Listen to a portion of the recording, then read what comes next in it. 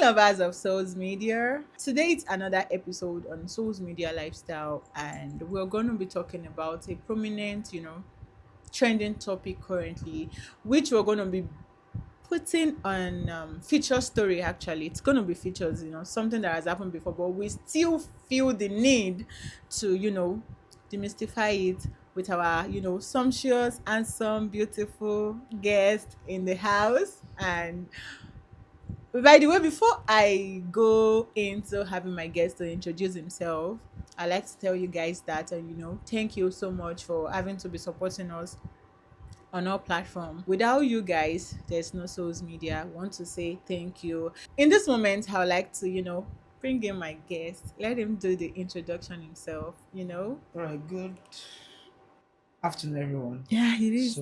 My name is Sifas.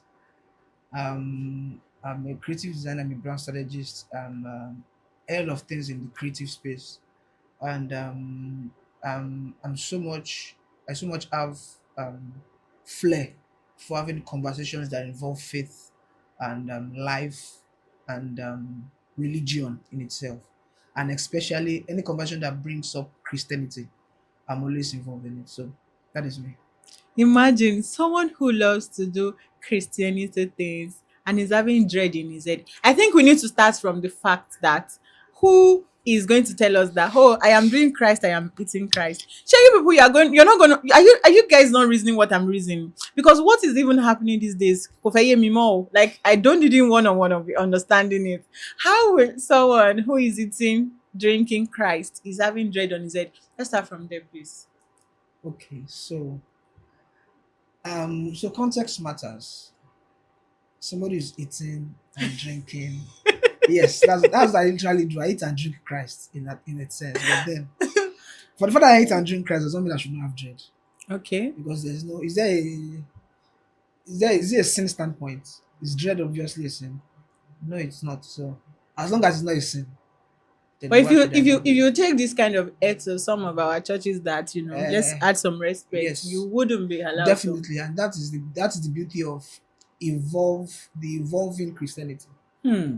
That is the beauty of it. So I understand that, which is a lot of things um that we have conversation around every now and then. And the conversation that actually brought us here also is also in line with the dread matter. And I like to tell people, and this is where I disagree. A lot of people disagree with me that Christianity actually evolves.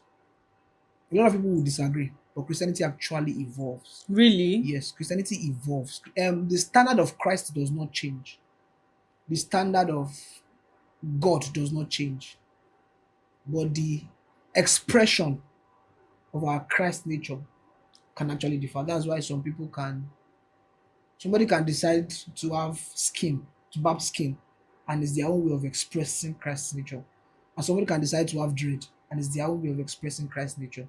So it is not a sin conversation many Hmm. times. It's a culture conversation sometimes. It's an expression conversation sometimes. And that's why we always have to be clear on our stance of if I'm making a statement based on this context, then what is my Motive. motive for making a declaration in that context? If I'm saying this is white, I have to be able to prove that it's white. So it's an expression of the color. So I have to be able to prove that this is white before I can say, okay, before somebody else can believe me that it is white. Somebody else can see from another angle and say it is purple. Someone else can see from another angle and say it is black. So it depends on what we are saying. Okay. That will make us tell us that will make us say this is my deduction from this. Okay. So which is why we'll be going to why we are here today. And there's been a lot of controversy on the streets of social media. And as of today it's still trending. And which is having to see our pastors, to have to do tattoo saying that it's preaching the gospel.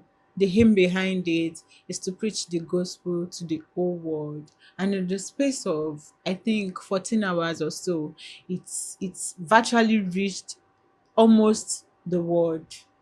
In fact, if not the whole world, having to see that, oh, this particular pastor has got a tattoo. And in your statement now, you said that Christianity evolves. And I'm going to be saying this for the fact that I am actually getting to hear this for the first time.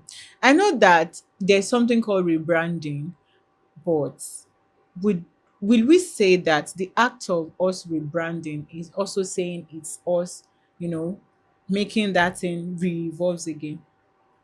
I don't get a question. Okay. So you said that someone who barbs skin, it's a way he uses to express his own maybe beauty, the way he wants to show Christ and all. Which is why I am asking now that, are you saying that it is an act of we rebranding what we used to have before? If a pastor can get a tattoo, is it rebranding Christ in another way?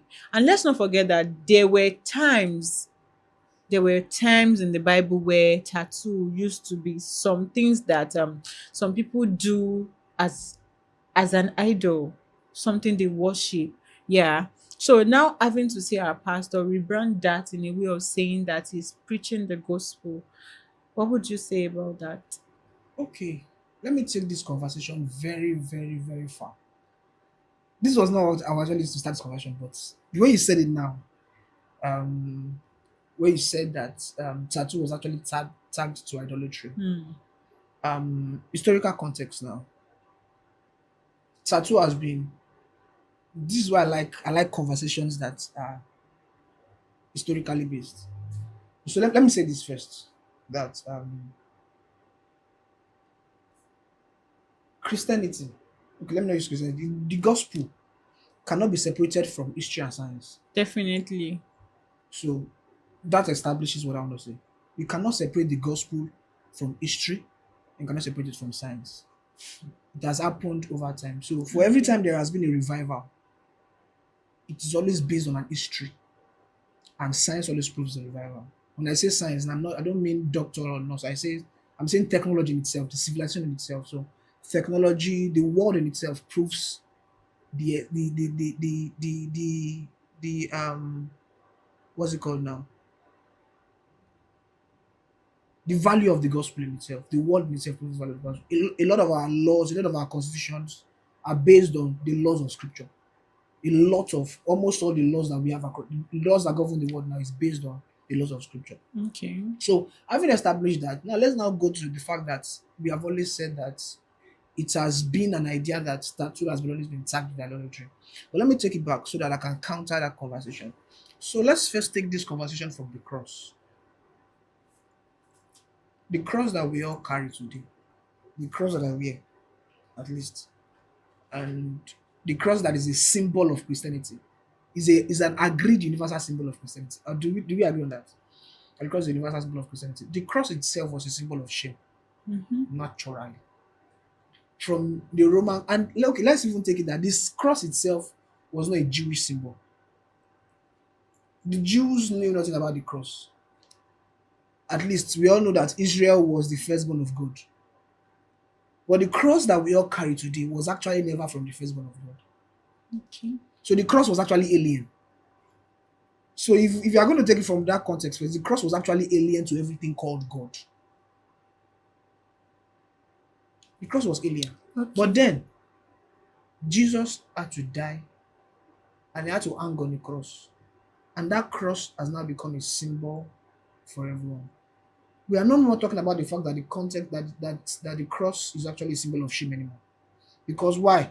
Because there is a superior being who That has has carried carried it. that cross, who has hung on that cross, and who has proven the fact that that cross that could have been a shame has now become. It's been purified. So that's why I said, if any man will be my disciple, let him, let him carry his cross and follow me. So when we begin to have a lot of conversations now about suffering for Christ, we always talk about the cross. Carry Mm-hmm. your cross and follow God. Mm. Carry your cross, lay up your cross, and all that and all that. The cross in itself was never a Jewish symbol, was never a gospel symbol, and was literally a symbol of shame. But don't you know that that was for a reason, actually? Okay, So what's we the are, reason for we the are coming tattoo? there. We are coming there. So I just wanted to say that, just to say that the fact that we say tattoo was a symbol of idolatry is also the same thing as fact that we say that the cross was a symbol of shame. So why would we not say that tattoo is a symbol of idolatry? Leviticus, that a lot of people have quoted. Thou shalt not draw tattoo on your body, blah blah blah blah. You know, we eat a lot of food today. That was said that we shouldn't be eating. We eat a lot. Like the first day I came across that scripture and everything that the scripture was saying that we should not eat, I said, "What are we going to eat now?"